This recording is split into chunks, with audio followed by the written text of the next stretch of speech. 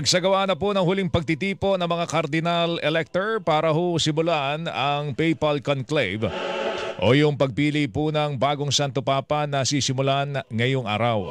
Sa nasabing pagtitipon, tinalakay po ng mga cardinal ang iba't ibang issue na kinakaharap po ng mundo.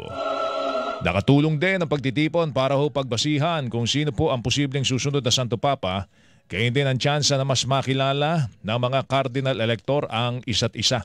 Ayon po sa Holy See Press Office, sa umaga, oras po sa Vatican, sisimula ng misa. Magaganap po sa St. Peter's Basilica.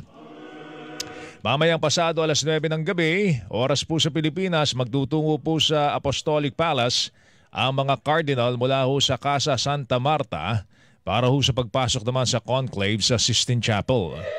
Sakaling wala pang mapiling Santo Papa, magpapatuloy po ang botohan hanggang sa Huwebes. Inasa makikita po ang usok alas 6 po ng gabi dito po sa Pilipinas. Para po sa ikalawang bugso ng botohan, posibleng lumabas po ang usok alas 11:30 ng gabi o kaya ilauna po na madaling araw, oras po sa Pilipinas. Ay naman sa ilang cardinal na nakapanayan po ng GMA Integrated News, inaasahan po nila magiging maikli lamang ang conclave. Sinabi ni Cardinal Gregorio Rosa Chavez ng El Salvador na may 5 pangalan ng papabili ang madalas na lumalabas, matunog, na pwedeng susunod na Santo Papa. Siya ay tumangging sabihin sino-sino po yung mga yan, pero tingin po niya ay meron pong maihalal na bagong Santo Papa bago matapos ang linggong ito.